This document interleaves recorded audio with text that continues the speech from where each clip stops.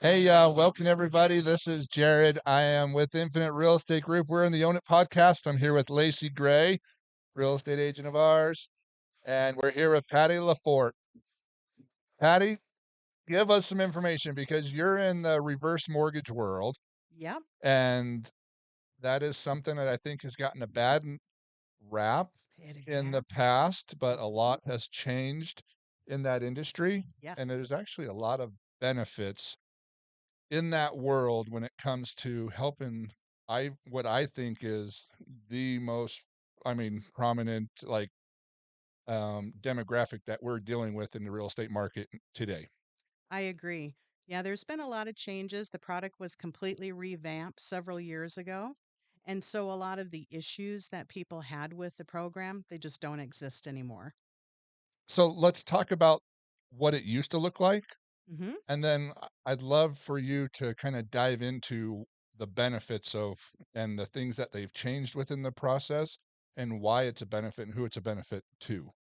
So, one of the things that they changed is if you had a non borrowing spouse, reverse mortgages go by the age of the borrower. The older you are, the more of the equity that you can pull from the property. So, what would happen is you would have a husband and wife. The wife would be 6 years younger. So, they would do it just in the husband's name. And then when the husband passed away, she wasn't a borrower. So the loan became due, forcing some of these widows at an older age to sell their homes to repay the reverse if they could not qualify for their own based on income or whatever. Got it. So So, what yeah. changed is as long as you're married, you're covered, you can stay in the home, the product stays the same, you're always a borrower. And that was the biggest change that they made. Okay. So go back a little bit, and I apologize for the viewers out there. So, let me kind of introduce things away. So Patty, we knew each other from real estate. You're also a licensed real estate agent. Yep. We were both at like a boutique. Well, I don't know if they were really boutique, rather Mm, than like they were just a transactional based, yep. uh, brokerage. Kind of tell us a little bit about you and why you decided to get into reverse mortgage, like be a like yeah, you went and got your lender's license, I and did. yeah, tell me about that process and story and change. So I had been many years ago, I had owned a payroll processing company and an employee benefits firm. And when I sold it to ADP, I thought, well, what am I going to do next? So there was a mortgage lender that I knew, and I started doing his bookkeeping. And he's like, you should be a mortgage processor. You're so good with details. So I started a mortgage processing company and eventually became a loan officer because since I was competent, a lot of the LOs would just come in and give me the files and have me do the rest. Yeah. And I realized I was getting paid, a very nominal amount and I was actually doing the LO's job. So I became a loan officer and did that for a while and then morphed into a real estate agent and did that for about 18 years and loved it, but got a little burned out. So, and so, I didn't have a team like you guys have teams and things set up here to help prevent that burnout, but I didn't have that. You're always welcome. I know. Thank you. I'll Hint, think hint. about it from time to time. No, So, we've been good friends, and like I said, Patty's been someone who has just welcomed me and my wife from the beginning oh, into the real estate world, and I see you all the time on like Utah Connect and the Utah real estate agents mm-hmm. pages and stuff, and so you're always contributing and helping. So I the hope same so. service that I got, like, I mean, you're definitely someone that I have emulated my business from, is like providing and giving and stuff. And so, yeah, Giving is the way to go. So I had always wanted to do reverses. I firmly believe that it is a product that is going to explode in the future.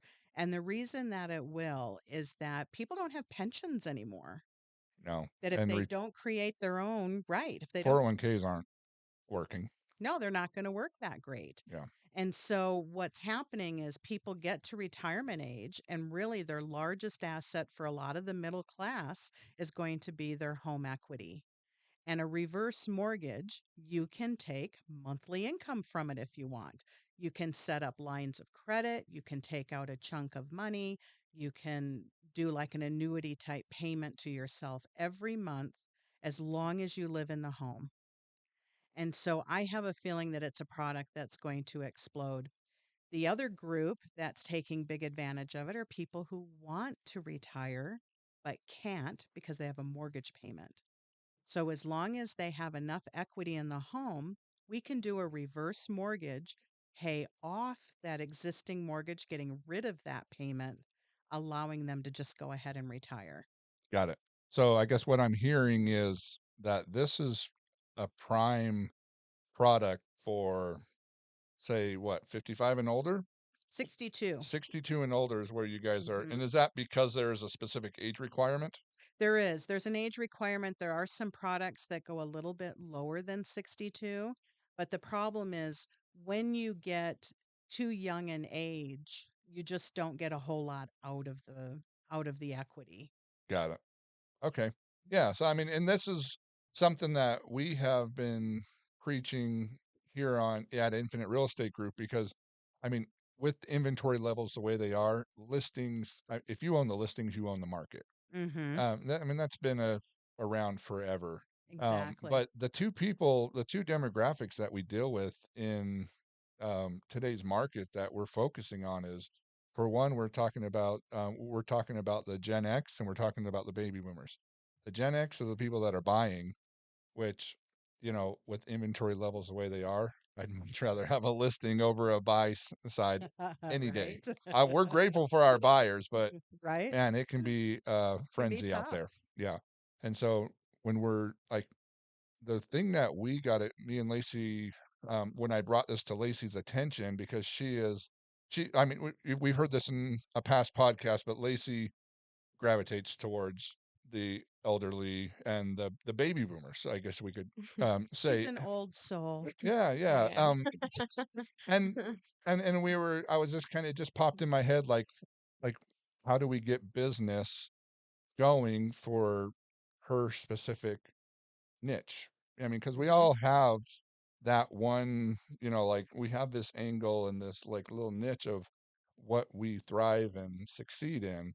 And I mean, I'm like, okay, well, she really loves, I mean, we just right next door to our office, we have a senior center, and she's made friends with all of them. I'm like, so why aren't we in They're there my bringing them buddies. lunch and providing a free lunch and some education on some options that they might have, because Mhm. it is sad to see at times where you're at the Walmart and there's an 80-year-old gentleman like just probably dying standing up and like sitting there trying to just earn a little bit of money to keep supporting himself. Well, some older people work because they want something to do too. Yeah.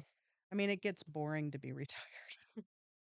So, Patty, earlier we talked a little bit about some of the benefits of doing a reverse mortgage. Would you say that there's any cons or maybe, I guess, why someone should maybe wait to do it? Or, yeah, just what are your thoughts on that? Well, really the cons on it, there's really not a ton of cons except the way that the product works is you can make payments if you want, but most reverse mortgage borrowers do not because the whole idea is to get rid of like a house payment or to get income, right? Mm-hmm. Not to get income and then pay back some of it in a payment. Mm-hmm. So the downside of it, I guess, would be is that the interest on that loan grows every month. So the balance on a reverse increases each month, but your home equity also increases in a in a decent market. You'll have some ups and downs. HUD gives us a factor to use for home equity. So when we went through the amortization schedule, Mm-hmm. it showed their equity, their loan balance, and what would be left over if something happened to them or they wanted to sell at that point. And very few people end up upside down anywhere in that amortization schedule using the government provided interest rate and appreciation rate. So it doesn't usually send things upside down. The Some kids object to it because they think they're going to inherit a fully paid off $700,000 house. Yeah. And then it ends up that mom, was having some financial difficulties and decided to spruce up her retirement with a reverse mortgage they didn't know about. I'm Um, very clear with my kids. I'm spending everything I make. I know. I told Dalton I wanted my coffin to be a Porsche. There So you go. fancy, bougie. I, To set me up, tie my hands to the steering. I'm happy with Oh my I'm, gosh. I'm happy with a pine box. Oh, that's I just wanted the extravagance of it. I was horrified, which was really fun. Oh, yeah, that's great. So, what does that amortization like if you were to like just I know it's probably based upon age and It is. demographics, but like just as a ballpark, that's kind of like asking what the interest rate is right now. It's like it's such a It loaded is. question, but Mhm. what would you say like average wise like you can expect at least a 6.9% interest increase every year on the loan. Like, what does that look like? Well, right now, of course, let's start with there are two types of reverses. One is adjustable, which about 95% of all reverse mortgages are adjustable rate mortgages. And the reason that that is the only way to have a line of credit is if it's an adjustable. Okay. The fixed rates are used when you purchase a home because they're only looking to do one thing, that's to purchase the house and then they're done. And so we usually use fixed rates on purchases. So the adjustable will go up and down depending on, where the interest rates are. Okay, so it's controlled by the market. Controlled by the market. Okay. The index is the CMT, if anybody's familiar with Yep. it. Everyone should be familiar with that. Hopefully. Everybody's moving over to it. We Get are the in memory a day board. and age where education is key. And so if you don't know that, agents out there, better be educating Look it up, yourself. CMT, and that's not the country music TV station. Dang it. Travis Tritt is not determining your interest rate. So right now, interest rates would be right around the 7 mark. Okay. So the way they're calculated is an index, which is the CMT plus their margin, and the margin can won't change. But when we quote somebody, that's an item we can change when we quote it. Okay. So what would be like the ideal candidate? I mean, obviously you're going to probably look at someone's house and they might be in a position where their equity in their home is just not worth it. Like, do you guys like to see a X percentage of equity versus value? Hmm. Like kind of go into that. Like what does an ideal situation and with that look like?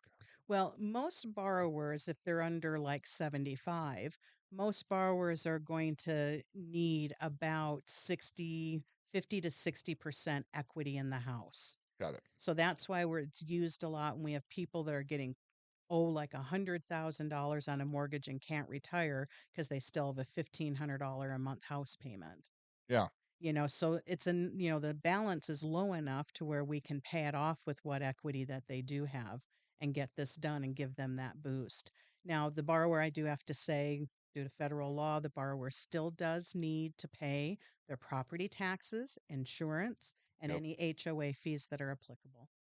Makes sense. But a lot of people, because they're used to escrowing it, right? Yeah, And so if they're making a mortgage payment, they've never had to save that's up to true. pay the property taxes. So to some of them, it's shocking. So what I'll do is I'll help them, like Salt Lake County, you can do a monthly payment every month. And so I will go to the county and order the coupon book for them. And then they can write a check every month or put the money in their savings. But I help them set up a system to prevent an issue later on. Oh, I'm sure they appreciate that.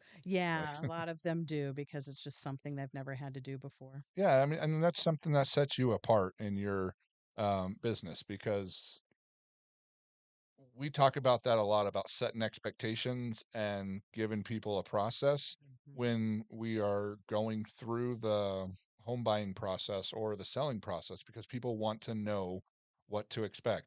They are hiring you because they don't know what they're doing. And Exactly. so I like that you're like, hey, I'm gonna take this one step further. I'm gonna make sure I'm setting them up on monthly payments, giving them a payment booklet, and I mean, I'm sure they like because if not, how many loan officers probably just do the loan and move on to the next one. Yeah, and then it can be shocking because one of the things you hear when you're talking about the cons, some of them are these bad rumors out there. Number one bad rumor is that you're basically giving your house to the bank for a little bit of money every month. That's not true. They always own the property. The property's always in their name. They can sell it at any time and their heirs will inherit it. And the other one is that they're going to foreclose on you, that if they don't like something, they'll just foreclose. Now, there are reverse mortgage foreclosures, and they're almost always, well, really the only way to get foreclosed on is to not pay your property taxes, homeowners insurance, HOA, or maintain the home. And so, And they'll put a lien on your house before that. well, yeah, I'm true. speaking from experience. It was an accident, but I definitely was told there's a lien on my house because I didn't pay my taxes. Yes, so they know about it. The problem is, as people age, what happens is they don't know if they paid something or not, Yeah. and we find that frequently. You know, like today, I found on one of my files that they had this trust, and she was so proud of the fact she went and did this trust. Well, the house isn't in the trust. I pulled a property report at the title company. It's just an empty trust. It's just an empty trust that she paid thousands for that honestly she probably didn't even really need. She doesn't really have any assets other than the house. Yeah. And so, these are the things that happen when people do these things later in life. Good. Do you have any other questions, Lacey? Like, well, I have lots of questions, but Well, yes and no. Well, on that note, I wanted to just point out, I think a lot of people have a lot of questions, including us and people who are not within the industry at all. So Patty and I have discussed actually holding together a class Yes. to go over this with people, and it's, open to the public. Of course, we'll do it at a certain location. We haven't figured out all the details quite yet, but her and I have met and talked about kind of what we would do and what to expect. We Uh, have a yeah, go whole ahead. presentation that we can go through. It's all on slides that goes through age, requirements and how it all works. And yeah, by the time they're done, they'll have a pretty good idea of what works with the reverse Yeah. or how a reverse works. That's what I meant to say. Yeah. And again, this isn't any kind of selling point or anything like that. This is just educational, just getting Mm-hmm. the knowledge out there to people and answering any of the questions that they might have. And Patty's great. She's very helpful in helping Oh, with thanks. those. So are you. Thank you. But yeah, the more that people know, because I do, like I said, I do think it's going to be a product of the future. We'll have a lot of people in my age group and younger. They're going to be using this as a retirement income Hmm. because every time you make a payment, you're depositing into like a retirement account, a yeah, savings account, we right? call it a brick and mortar bank account. Oh, I like that. Yeah. That's good. Yeah, and then they can take their brick and mortar bank account when they get to the end and get some income from it. Here's your advertising headline titles. How to utilize your brick and mortar bank account. Yes, I love that. So my other client recently was 80 years old in great health, hikes up the mountain every day, does amazing stuff for 80, and his house was paid for and he wanted to do some renovations. Was his name Ben? No, Ben who? Who's Ben? Ben Woolley.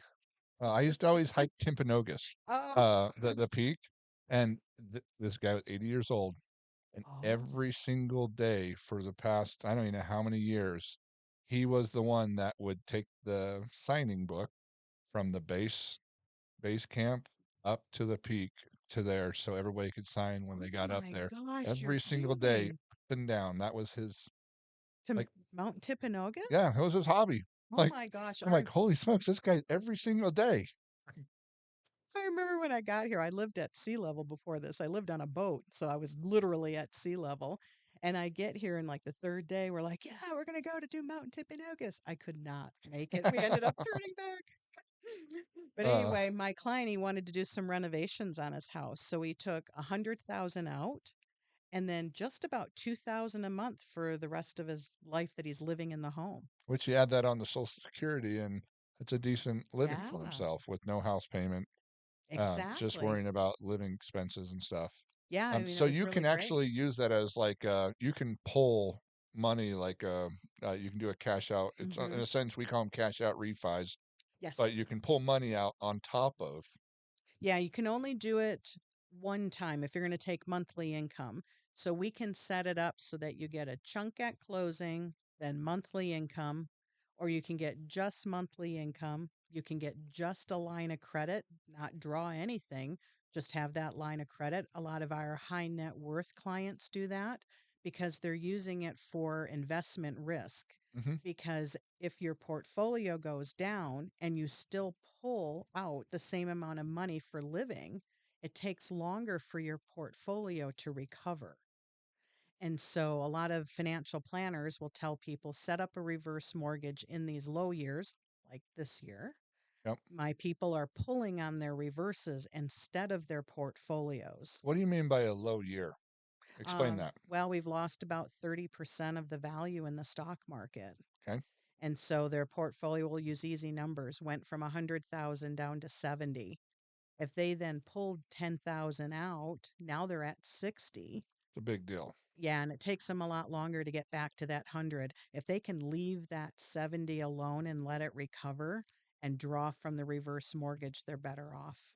Well, that's a smart So that's what our high, tactic. Yeah. So yeah, it's like one more, um, like arrow in your quiver, I guess you could say, when you're, because I mean, you got to have a couple different. I mean, I would assume just like anything else in life, when we're talking about lead pillars or anything else, if I'm retiring, I'm going to have a couple different accounts that I'm pulling from because if one, like if I'm just relying on one, lead mhm, pillar to get me through retirement, that could be very dangerous. can be very dangerous. And unfortunately, that's what people have always done, right? So you worked for, I'm from Michigan. So you worked for an automaker, you had their retirement. Well, what happened with my aunt and uncle is they had this great health plan that went with it. And then Chrysler decided to do something different with it. And suddenly they were in their 70s and needed to get like a supplement that they had never had before and blah, blah, blah. It was devastating. The city of Detroit cut everybody's pensions by 30%. So some of these things aren't as guaranteed as you think that they are. And so Yeah. making sure that you have backstops, you have your own savings, you can do a reverse mortgage, kind of know where these different pots are is probably a little bit better route. No, I like that. It gives them an option and it gives them like there's almost like a plan A, plan B, plan like, hey, these all need to work in conjunction with each other. And if one's not doing well, stock market's not doing well because we can't time it. It's just like saying I'm going to wait for the Right? market to crash.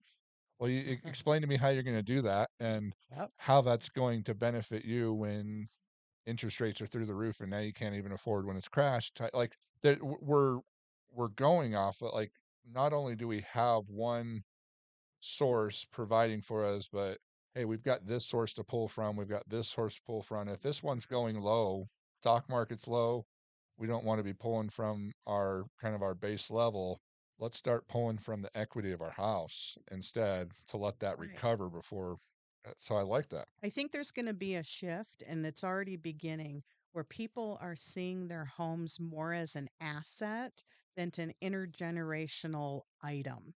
Because it used to be like I grew up in a small town, and there would be families. Like I have friends that are living in their grandparents' house, and when they pass away, their kids will probably move into it. And so you have intergenerational farms and things like that. But today, we all live in a city. Today we don't do that. If we passed away, my son, who doesn't even live in the country, would be like, I don't want that stinking old house, you know? And so people have to start looking at this as an asset. And that's exactly what it is. It's nobody gets mad at their mom for pulling on her 401k. They shouldn't get angry at their parents for pulling on the house equity either, Yeah. because they're both assets. Yeah. I mean, it puts them in a tough spot when you're like, Mom, I don't think this is the best decision, but she doesn't want to get into her financial details because of Mhm. how they have been raised and how that generation was raised is you don't talk about that kind of stuff. It's private. And Right. next thing you know, you're looking like a complete asshole to your I mom. I know, right? It's But like, they do it. It's really funny. yeah, So the most common thing that they'll offer is they'll say, "Well, don't worry.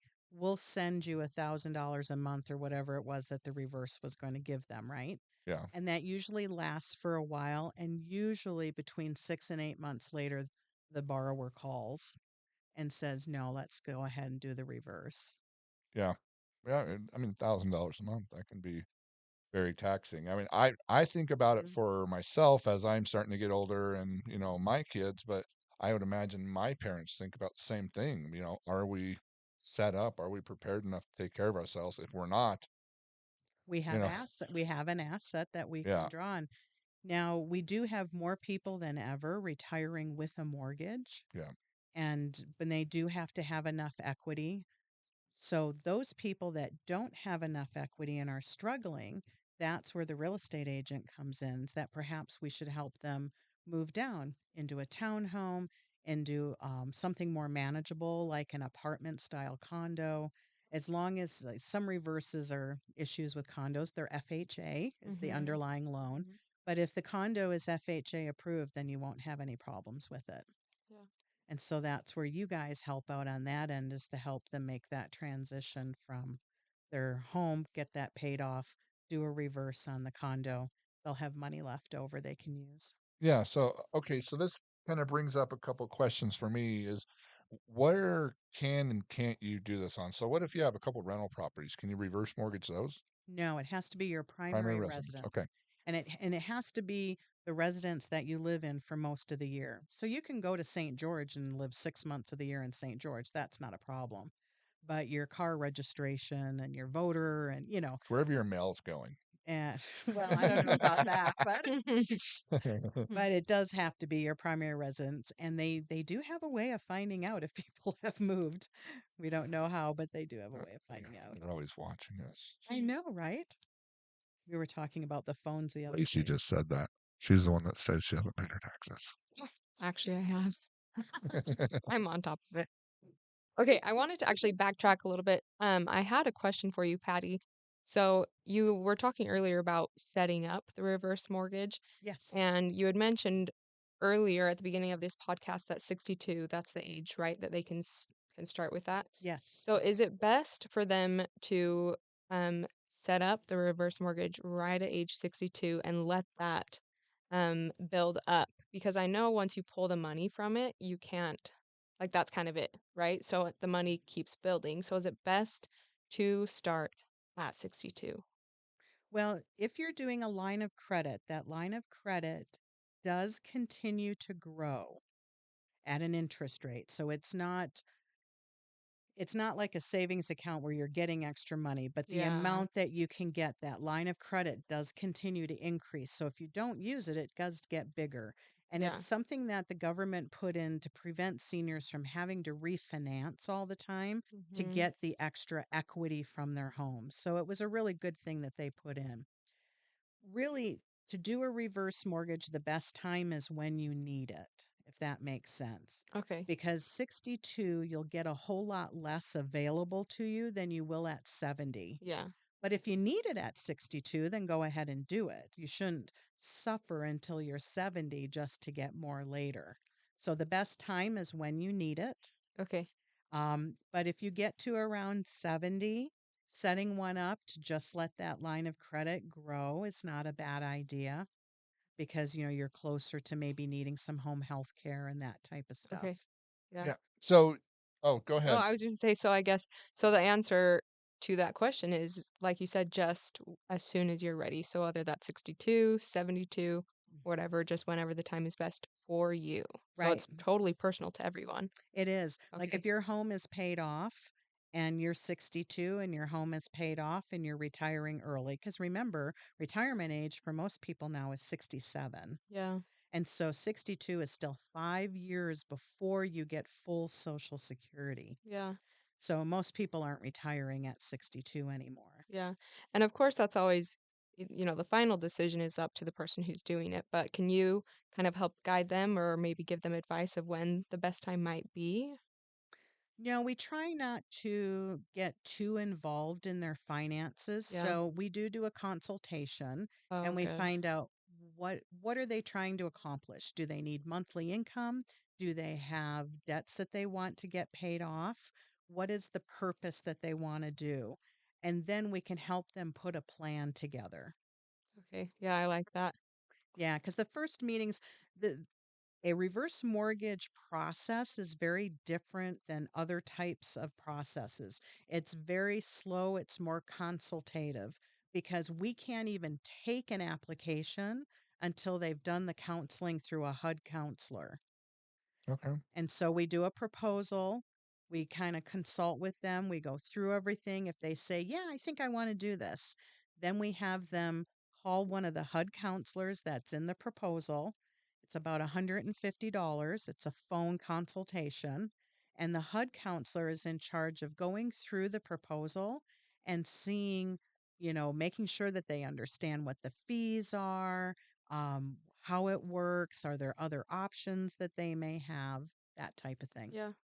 Yeah, it sounds like there's a few steps to getting a reverse mortgage, but I like that Yes. like you said, you have to go to that class with HUD and everything so Mhm. that you are fully prepared and you know what you're getting yourself into and asking the questions that you do have before you're getting into Before. it. Yeah, I like that. Exactly.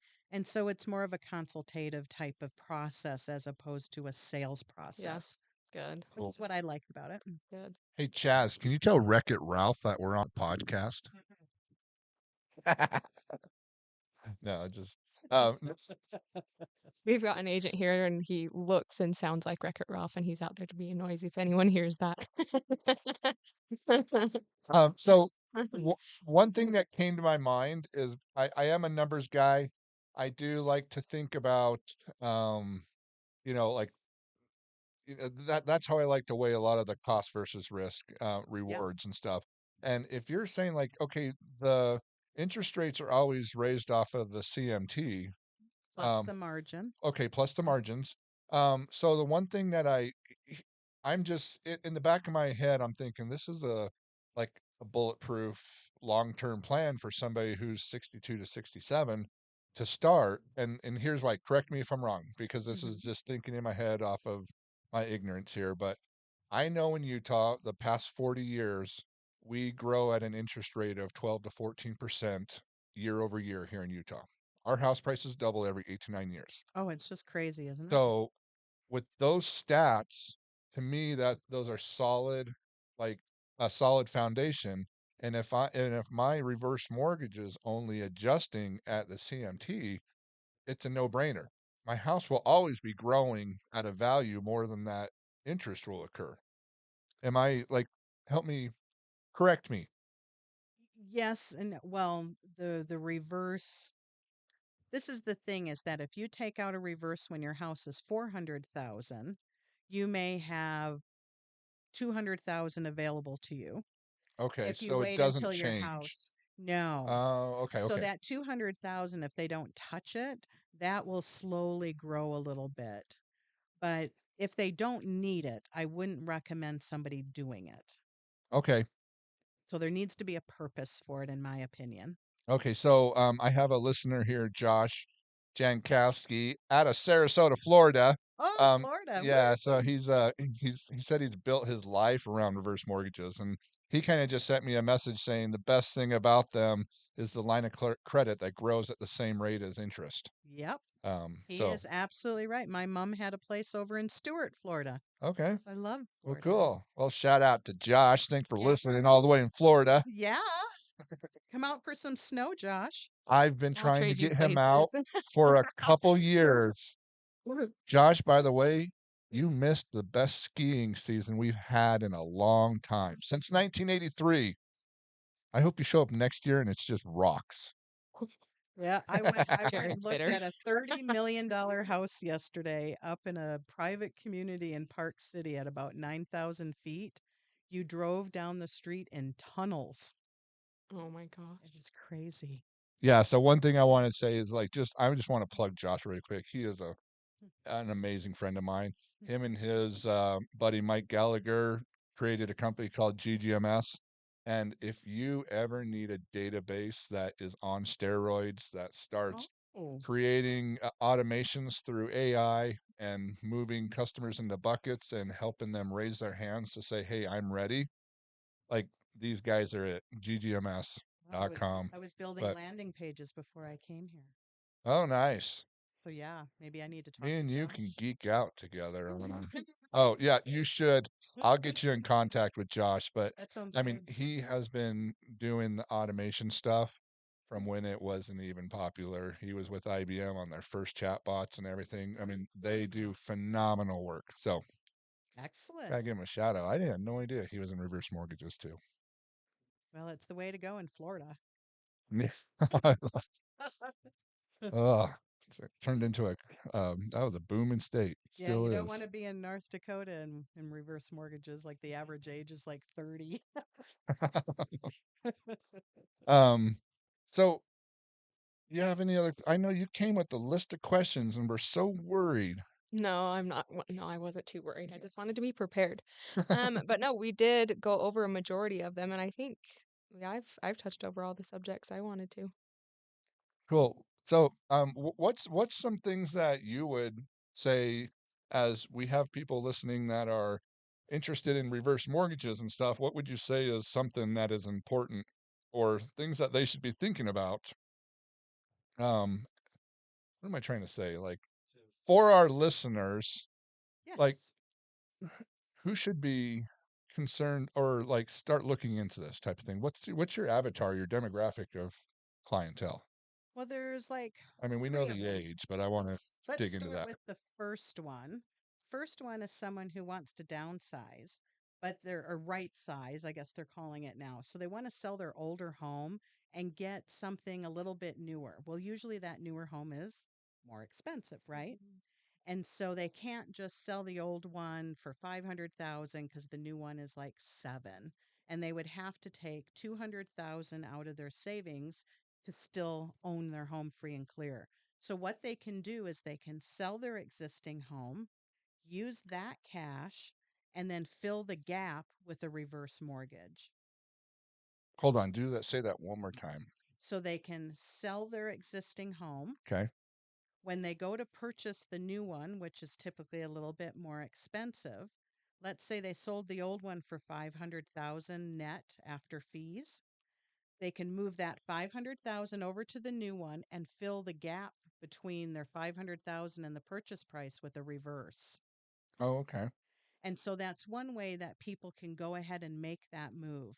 Because that's a big problem with the older population. They're like, yeah, I'd love to go live in that 55 plus community, but my house would sell for 5 and those are 7. And I don't want to Okay. cut a check So for 200. same exact thing would be as what if they have like a two-story home and they can no longer go up the stairs? Hmm. They have a decent amount of equity, but because I've been talking to somebody about this recently and they're like, we'd love to sell, but we're going to have whatever we have to be able to pay cash for a house. And unfortunately, it's not enough Right. to get them into where they're going to be. And so what you're saying is take that cash, go put it down on the house. You're going to have a house payment, but maybe that goal is to get that reverse mortgage to then Well, even pay that remainder of the mortgage or the supplement it. remainder of the purchase price is paid with a reverse mortgage. Ah, genius. Yes. And so with that, the nice thing about that is that they never really end up in a different financial position, right? Yeah. So they still don't have a house payment. Their kids still have $500,000 of equity. So if something happens to them, the difference to their children doesn't matter. This reverse is there, but they'll sell the house for more because it's valued for more, right? Mm-hmm. And so they really stay stable in their financial position for their estate, but they get to move into that house that might be all one level in a 55 plus community where they can make more friends, be a little bit more active, that type of thing. It's a Damn really children. great way. For all And you children listening, it's your parents' money. Let them Yes. retire. back off. Want to be buried in a Porsche Wait, too. I think I just told that to myself. Well, and so kind of on that note, my question is too, so in that scenario that we just talked about, it sounds like they did the reverse mortgage on the house that they're moving out of, right? And they're taking that equity. No, No, they're doing the reverse on the house they're purchasing. purchasing. It's called a Okay. reverse for purchase. Okay. Okay. And so we do it on a purchase. Yeah. There's another marketing headline, reverse for purchase. I Yes. like it.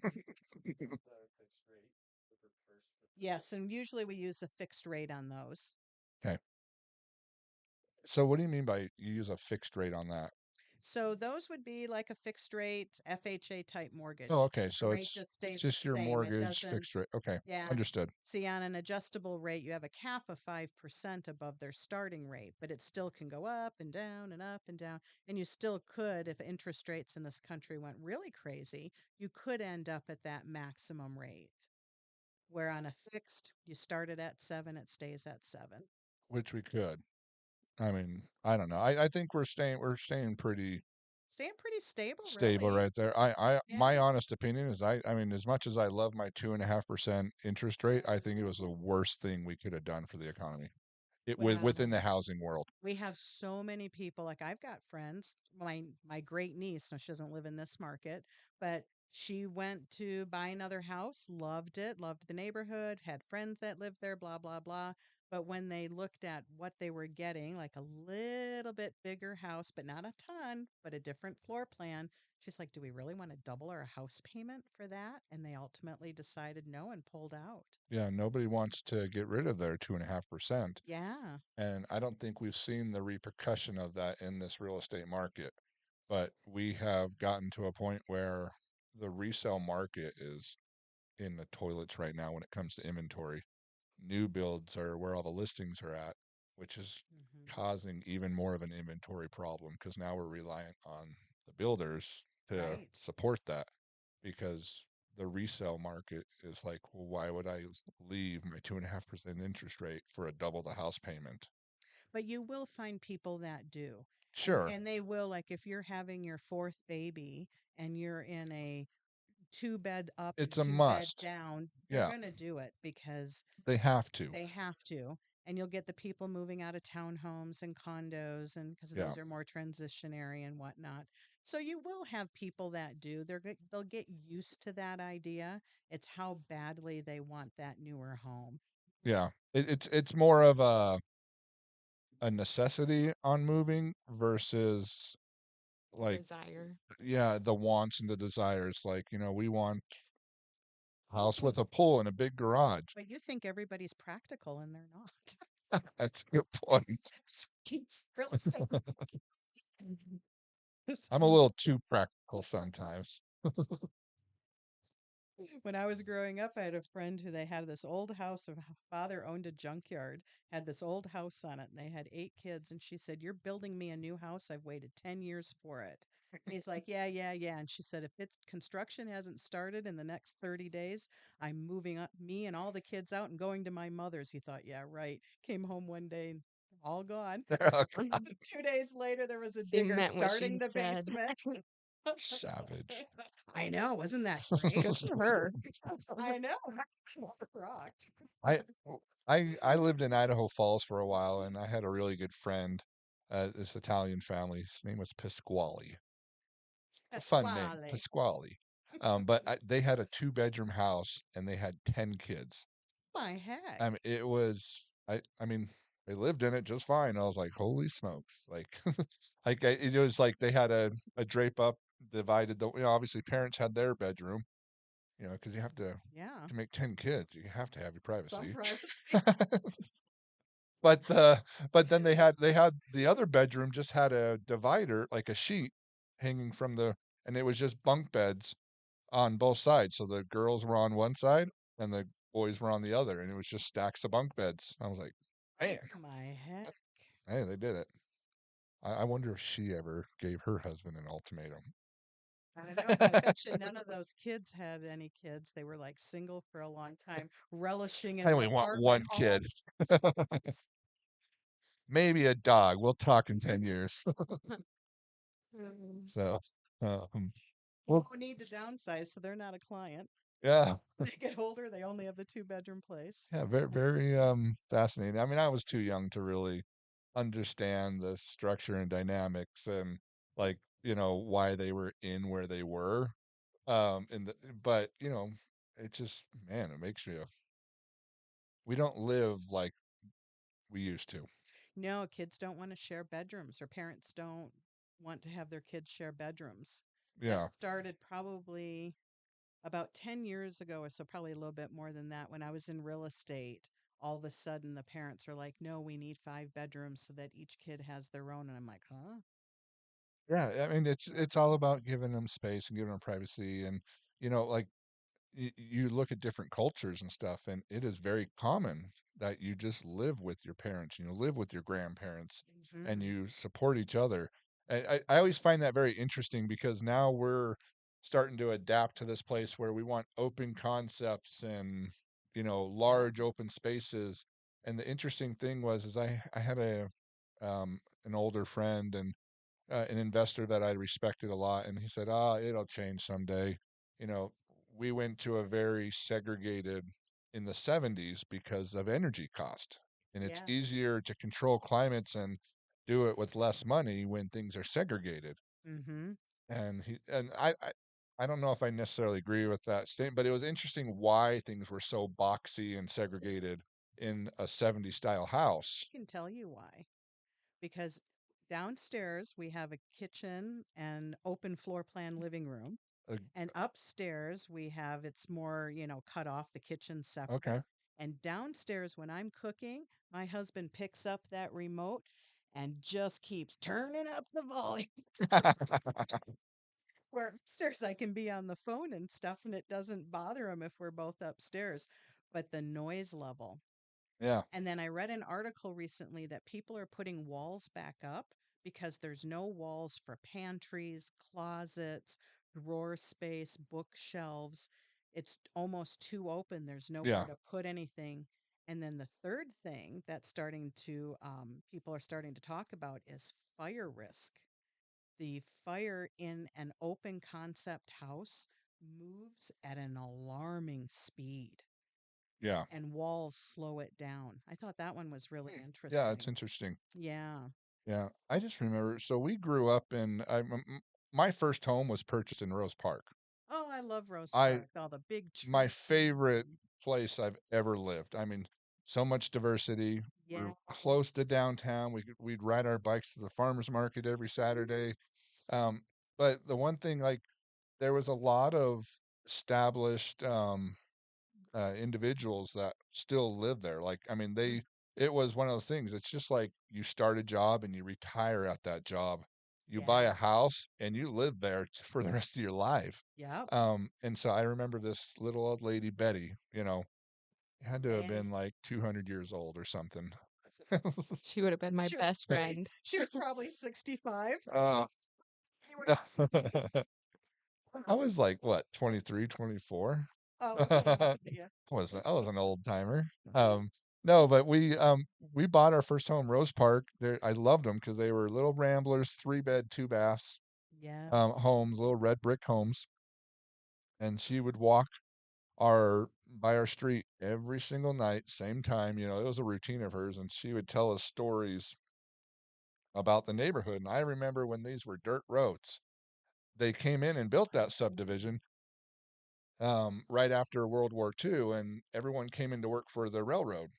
And that was one of the subdivisions where everyone went. A couple fun facts about Rose Park while I'm on it. I don't. This is way off tangent, but hey, um, Whatever. It's a podcast. if you look at a map of Rose Park, the original subdivision, the roads actually form a rose. You got to Really? look That's that up. cool. Yeah, Gonna look that yeah, up. I didn't know Is that. that yeah, where it got its name from? yeah. Yeah, and if you look at every street is named after a different rose. American Yeah, Beauty, I knew Taffeta, that. That's cool. Lafayette. Yeah. Um, and then the other cool, like the one thing that I found very interesting because we renovated a house out there and we had their crawl space had all these old. He was a carpet salesman, so he had all of his samples down there. There's lots of old like Black Sears and red magazines and shells. everything, and I should have saved them. But like when you bought your house back in the 50s and stuff, you bought them through a Sears magazine. Some of them, yes. Yeah, like they were there and you picked out everything and then mailed in your order. Uh-huh, that arrived. So My aunt and uncle, their what house came happened, on a truck. Sears? I know to say Detroit is full of craftsman homes that were Sears homes. And I think there's a few in Salt Lake. There was an article I read not too long ago where people had pegged where these Sears Craftsman's were that were in the early like 1930s, I Yeah. think, something like that. Kind of fascinating how we have changed I and know evolved. we go to the design center instead of the Sears catalog now. Yeah. Well, cool. So any last words? No, to say I love the reverse. I do some other loans as well, but I do love working the reverse mortgages. So if you ever have anybody that you're thinking that wants to downsize or change, or that you know really would prefer to stay in the home, let me know. We can evaluate the reverse before they sell. Yeah. And I have always lived by the saying, like the people that you need to go to for the advice and for the business are the people that have a heart of a teacher. And that's Yes. definitely something, like I said from the beginning, Patty is a big proponent on. She loves helping other people. She loves Hmm. teaching and giving the knowledge. And so make sure like as you're looking, like I would highly encourage you to reach out to Patty.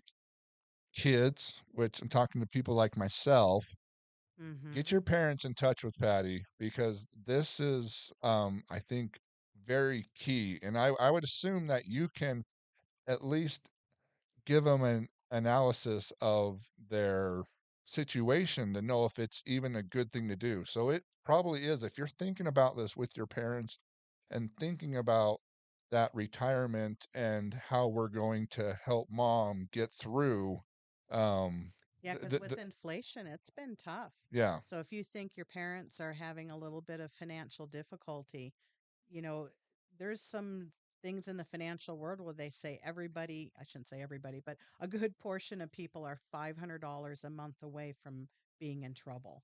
yeah, And those that are considered really poor, an extra 500 a month makes a huge difference to them. And so maybe with inflation, that's their medications right there.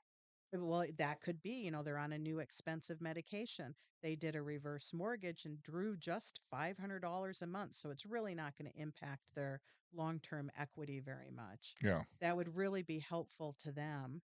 And it gets the load off the kids that they don't have to worry that they're not eating properly and that type of thing. But one other yeah, place, too, that this works really well is on a HELOC, you can only draw for 10 years, most of them. Then after that 10-year mark, it's due. it's fully amortized over 20 years, and they could get hit with suddenly they're 75 and have an $800 a month payment. If that's happening to your parent, we use reverses to pay that HELOC off and keep them in the no payment zone. Cool. So it is I mean, I appreciate you coming in because I have learned And a ton about them. Like they've had a bad stigmatism to them. they have, and And it's changing. It's starting to change as the products changed. yeah, no, I really appreciate you coming in and educating not only us, but educating our listeners and the people that follow us because I think this is a very valuable thing that if not, if your parents aren't thinking about this, you as your kids and thinking about what you were going to do to help mom out as she's getting into her or dad or mom and dad in their later years, this is something that should be talked about and included in the planning. And Mhm. Patty is there to help you guys. Yep, I would be happy to do it. Awesome. Well, Patty, I'm sure we're going to see a lot more of you. Like I said, you've been a phenomenal influence to me in my To career. me, And mhm. so, like, and I mean, man, you started watching me when I first started, You and have look how rocked amazing the I am world. right now. I know you Wow. have. Just kidding. You guys have really rocked the real estate world. It's so awesome to Oh, see. we've got some phenomenal. Like, I've got some ideas, and we're about ready to launch some incredible Ooh, programs. I And so, can't wait to see super it. excited. Now that I have my own brokerage, I can do whatever I want I because it's know. mine. I wondered when you were going to do that. I was so thrilled to see that. So, no, I appreciate it. Now, we appreciate you coming in. Lacey, any last words? I just wanted to say thank you, Patty, for coming in. It was so great talking with you, getting these questions answered. And thank you, Jared, for helping us direct this podcast. And I look forward to our future classes with you, Patty. Whoops, thanks for the invite. Premature. Who gave me control of the soundboard? All The right. end. All right, guys. This is Jared. Like I said, we got Lacey here, Patty Laforte. Remind me at start. I really get plug your companies here. I'm with Vintage Lending. You can find out more about our products at mortgagepatty.com, mortgagepatty, Patty.com. Mortgagepatty.com. Perfect. Awesome. All right, guys. We're signing out. This is the Own It Studio, brought to you by Infinite Real Estate Group. We look forward to you in the next podcast.